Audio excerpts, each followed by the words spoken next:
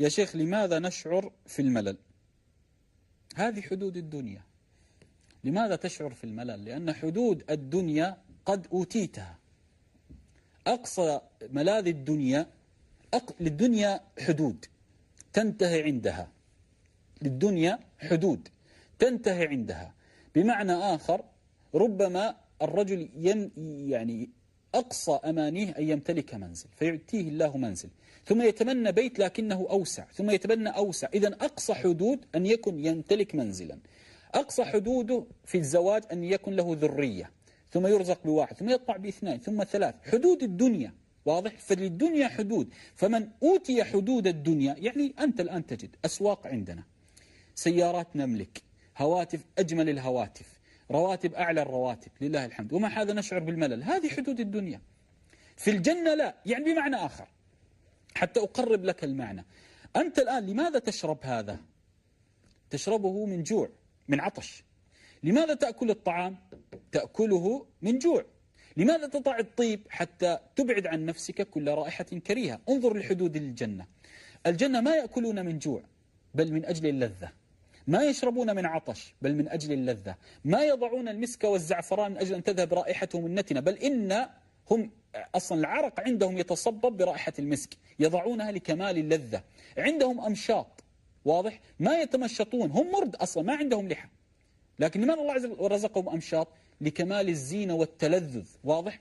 فالدنيا ليست هكذا. واضح. الدنيا تعطيك النعم، تعطيك النعم لأنك تحتاج، فتعطي الولد لأنك تحتاج الولد بأمر رب العباد طبعا، تعطي المال لأنك تحتاج المال. الجنة لا تعطيك لأنك محتاج أصلا، تعطيك لكمال اللذة. واضح. لهذا الدنيا حدود لها، لهذا نشعر بالملل، نشعر بالضيق. مهما علونا لن نتخطى السماء، لن نتخطى السماء مهما علونا، ولن نخرج عن دائرة الكرة الأرضية. الله عز وجل وعدنا هنا المستقر وإليه المآب منها هنا من الأرض. واضح. لهذا الدنيا لها حدود، استحالة أن يتجاوز الإنسان الحدود. حتى العمر، نحن الذي نملكه رأس مالنا إن صح التعبير، له حد. لهذا في الجنة لا حدود للنعم، لا حدود للذة، لا حدود لكل نعمة موجودة فيها. لهذا لن تشعر بالملل، بل ستشعر بكل لذة تأتيك. لهذا الله عز وجل لماذا قال وأتوا به متشابها؟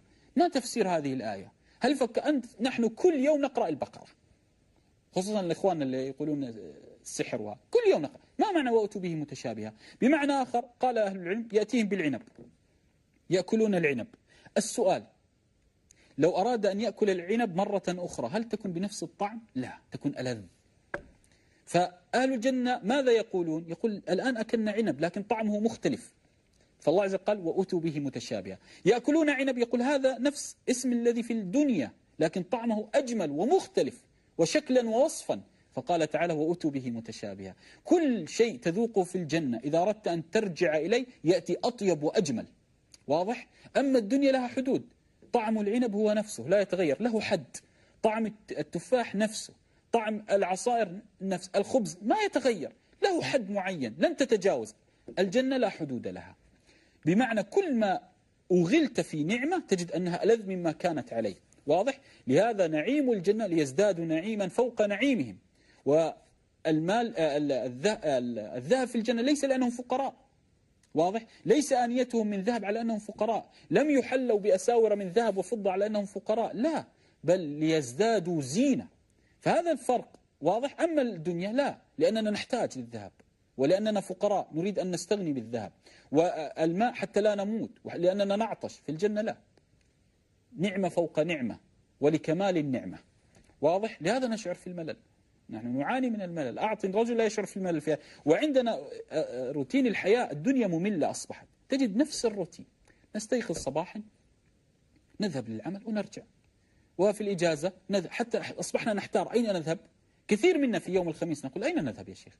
المول ذهبنا، الأسواق ذهبنا، حديقة الحيوان ذهب، البحر، أين نذهب؟ هذه حدود الدنيا لن تخرج منها. هذه هي حدود الدنيا لن تخرج منها مهما أوتيت من مال. لهذا أعظم نعمة تستطيع أن لا تشعر بأن لها حدود وأنت في الدنيا نعمة الإيمان. نذنب نستغفر، نعصي نؤوب إلى الله، ففروا إلى الله. كل شيء نفر منه إلا الله نفر إليه سبحانه وتعالى. علمت الآن لماذا نشعر بالملل؟ نعم، والله تعالى أعلم وعز وجل.